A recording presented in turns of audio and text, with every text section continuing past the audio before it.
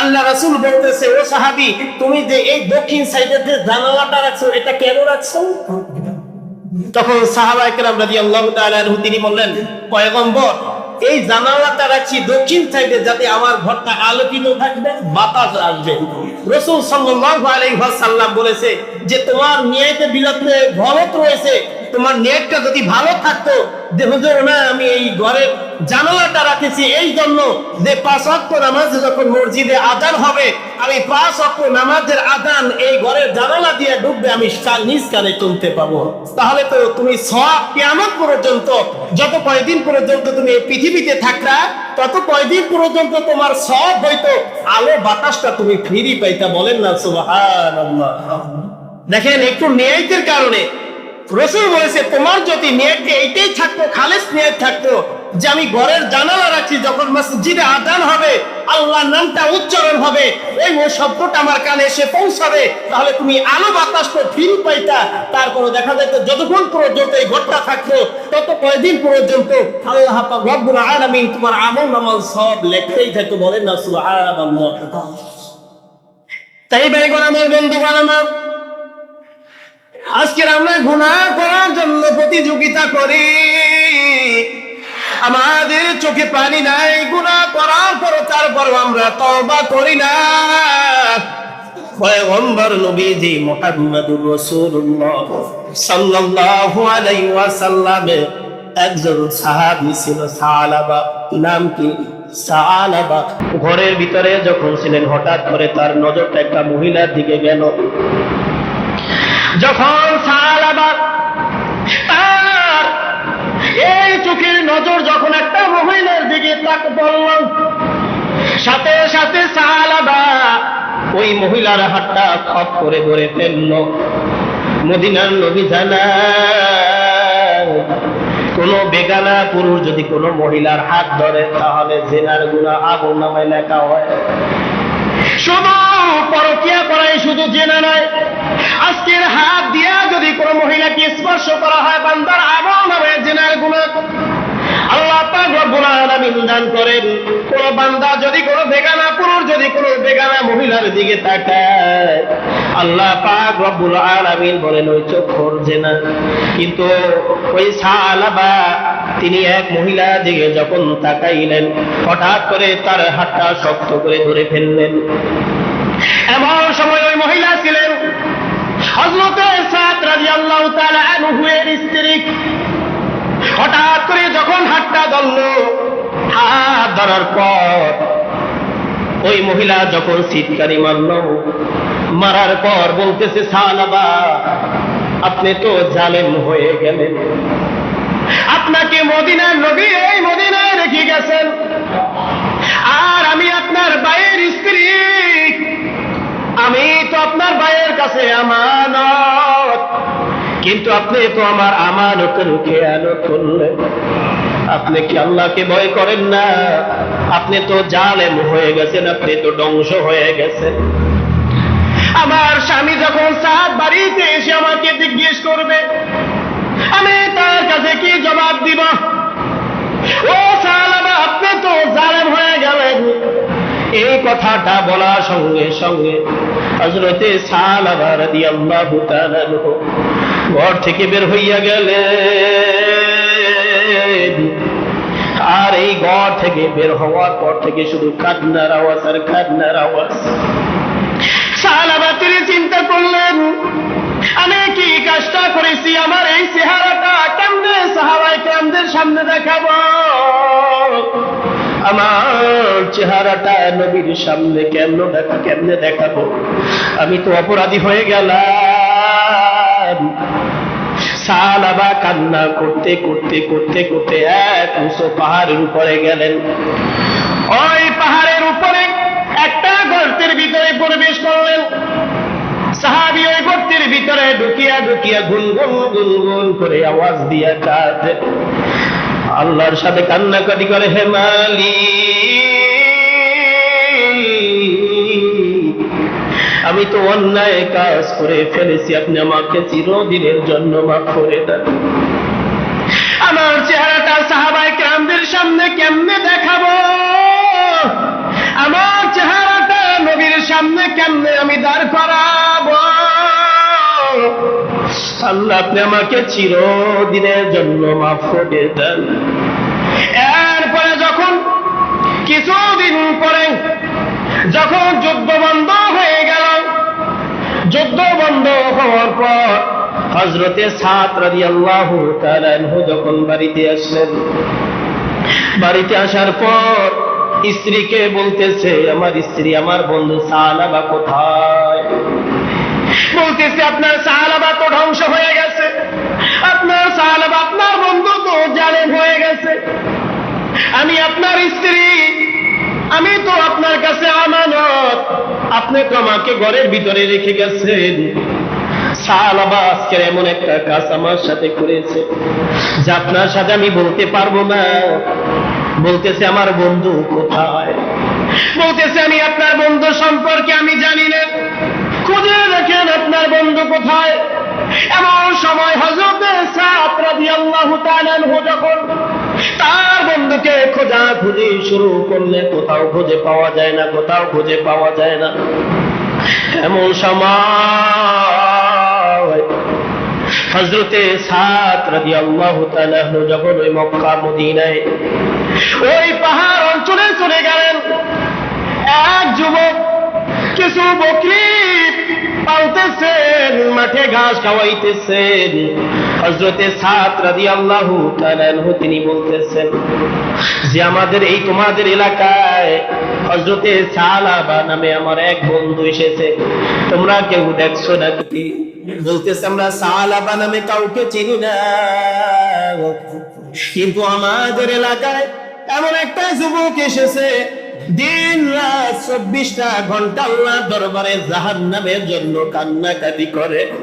রাত্র যখন গভীর হয় ওই যুবকের কান্নার মাত্রা আরো বাড়াইয়া দেয়। যখন ওই যুবক কাঁদে তার কান্নার আওয়াজে আমরা কেউ ঘুমাইতে পারি না।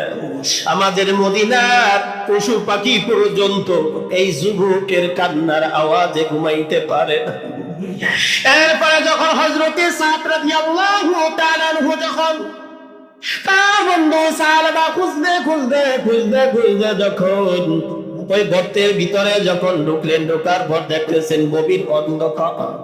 ওই অন্ধকারের ভিতরে বসিয়া সালাবা কাঁদে আর চোখের পানি ঝরায়, হে মালিক গভীর রাতে হয়ে গেছে আল্লাহ, দুনিয়ার মানুষ যার যার ঘরে ঘুমায়, মদিনায় স্বামী স্ত্রী কত আনন্দ ফুর্তি করে ঘুমায়,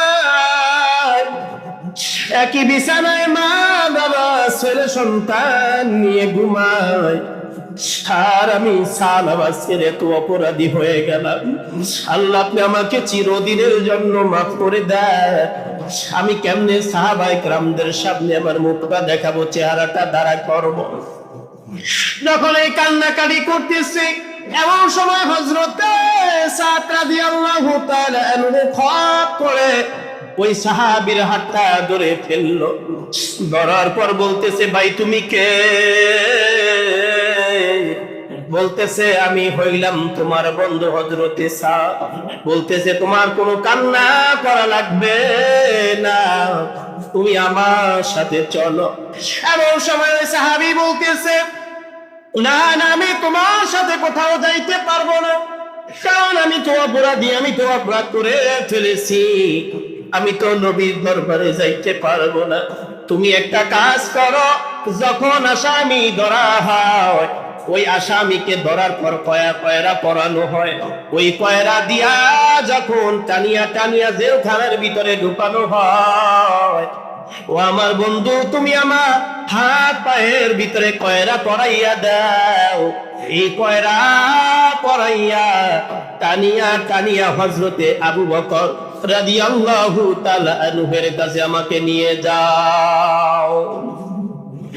এরপরে যখন হযরতে সাদ রাদিয়াল্লাহু তাআলা আনহু তিনি হাত পায়ে কয়রা পরাইয়া ওই অপরাধী সাহাবী সালাবাকে টানিয়া টানিয়া যখন আবু বকর সিদ্দিক রাদিয়াল্লাহু তাআলা আনহুর ঘরে নিয়ে আসা হলো, আবু বকর সিদ্দিক রাদিয়াল্লাহু তাআলা আনহু তিনি বলেন, আল্লাহ যদি ইচ্ছা করে এর ক্ষমা তোমাকে করে দিতে পারে, কিন্তু আমি তোমাকে ক্ষমা করব না, আমি তোমাকে আমার ঘরে জায়গা দিব না।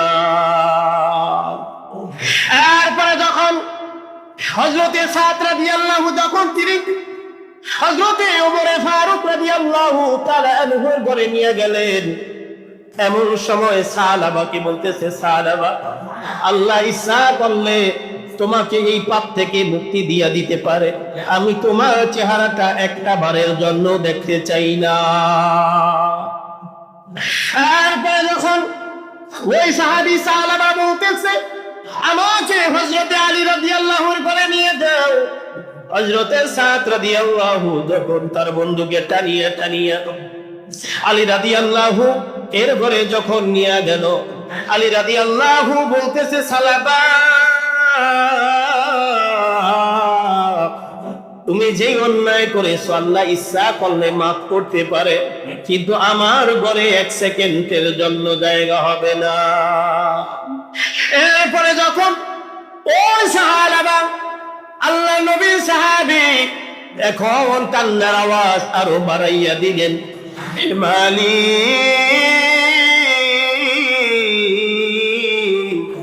আমি কি অপরাধী করলাম, কি অন্যায় করলাম, আজকের দুনিয়ার কোন মানুষ আমাকে জায়গা দেয় না। সালাবা বলতেছে, আমার বন্ধু, আমি তো নবীর দরবারে যাইতে চাইছিলাম না, আমার বড়ই ভয় হয়, বড়ই ভয় হয়, আমি নবীর সামনে অপরাধী হয়ে কেমনে দাঁড়াবো, আর এই গুনাহ নিয়েও আমি কবরে যাইতে চাই না, আমাকে নিয়ে নবীর দরবারে চলো। এরপর যখন আল্লাহ নবীর দরবারে নিয়ে সালাবাকে নিয়ে যখন গেলেন, মদিনার নবী বলতেছে, সালাবা, তুমি তো ধ্বংস হয়ে গেছো, তুমি তো অপরাধী, তুমি তো অন্যায়কারী, তুমি জিনাকারী, তুমি জিনা করেছো, আল্লাহ ইচ্ছা করলে তোমাকে মাফ করতে পারে, আমি মদিনার নবী তোমার চেহারাটা দেখতে চাই না। এরপরে ওই সাহাবী সালাবা তার ছোট মেয়ে বলতেছে, আব্বু, এতক্ষণ ধরে তুমি সব মানুষের ঘরে একটু থাকার জন্য জায়গা চেয়েছো, তোমাকে দুনিয়ার কোন মানুষ জায়গা দিল না, এমনকি আল্লাহ নবী তোমাকে জায়গা দেয় নাই, কিন্তু আব্বু আমার ঘরেও আজ থেকে তুমি যাইতে পারবা না। এরপরে যখন হযরতে সালাবা যখন কান্নার আওয়াজ বাড়ায়া দিল, কান্না করতে করতে যখন কিছুদিন যখন চলে গেল, এরপরে আল্লাহ পাক রব্বুল আলামিন হযরত জিবরাইল আলাইহিস সালামের মাধ্যমে বাণী পাঠাইয়া দিল, ওহী পাঠাইয়া দিল। এমন সময় জিবরাইল আসিয়া বলতেছে, মুহাম্মদ, আপনার বন্ধু সালাবা কোথায়? ওই সালাবাকে ডাইকা নিয়ে আসেন। এরপরে যখন নবীজি মুহাম্মদুর রাসূলুল্লাহ সাল্লাল্লাহু আলাইহি ওয়াসাল্লাম মসজিদে নববীর ভিতরে জানাইয়া দিল, আমার বন্ধু সালাবা কোথায়, তাড়াতাড়ি সালাবাকে ডাইকা নিয়ে আসো। সালাবাকে যখন ডাইকা নিয়ে আসলো, আল্লাহ নবী বলতেছে, সালাবা, এই মুহূর্তে ওহী নাযিল হয়েছে, তুমি জাহান্নামের ভয়তে যেহেতু কান্নাকাটি করেছো, আল্লাহ তোমাকে চিরদিনের জন্য মাফ করে দিয়েছে। এরপরে সালাবা যখন দুনিয়া থেকে বিদায় নেয়, ওই সালাবা মৃত্যুর পর নবীজি মুহাম্মদুর রাসূলুল্লাহ সাল্লাল্লাহু আলাইহি ওয়াসাল্লাম নিজ হাতে গোসল করাইছেন, দাফন দিয়েছেন। সাহাবায়ে কেরাম রাদিয়াল্লাহু তাআলা তিনি বলেছেন, হযরতে সালাবার লাশ যখন বিশ্ব নবী নিয়ে যায়, এমন সময় দেখতেছেন আল্লাহর নবী পায়ের পাতা দিয়ে এভাবে দাঁড়াইয়া দাঁড়াইয়া ঘাটটা নিয়ে গেছিল, পায়ের গুড়মুড়িয়া মাটির সাথে মিলায় নাই। সাহাবীরা সাহাবায়ে কেরাম রাদিয়াল্লাহু তাআলা জিজ্ঞেস করলেন, ইয়া রাসূলুল্লাহ, ইয়া হাবিবাল্লাহ, আপনার পায়ের গোড়ালি কেন মাটির সাথে মিলাইলেন না? সাহাবাবার যখন লাশটা আপনি নিয়ে গেছেন, তখন দেখলাম আপনি পায়ের পাতা দিয়া পাড়াইয়া তারপরে কবরে নিয়ে গেছেন। নবীজি মুহাম্মদুর রাসূলুল্লাহ সাল্লাল্লাহু আলাইহি ওয়াসাল্লাম বললেন, ও সাহাবায়ে কেরাম, আমার সাহাবী সাহাবার যখন লাশটা নিয়ে গেলাম, এমন সময় দেখলাম ওই আসমানের ফেরেশতারা আসিয়া জমিনে চলে আসলো। আসার পর সবাই সাহাবার লাশটাকে হাতে ধরে যখন রাখছে, আমি নবী এই জমিনে পা রাখার পর্যন্ত জায়গা পাইছিলাম না। বলেন না সুবহানাল্লাহ। তো ভাইগণ আমার, বন্ধুগণ আমার, আপনি যতই অন্যায় করেন না কেন, মালিকের দরবারে যদি আপনি তওবা করতেই পারেন, আল্লাহ পাক রব্বুল আলামিন বলেছেন, সাথে সাথে আমি আল্লাহ বান্দার জিন্দেগীর সমস্ত গুনাহগুলো আল্লাহ মাফ করে দেই। বলেন না সুবহানাল্লাহ।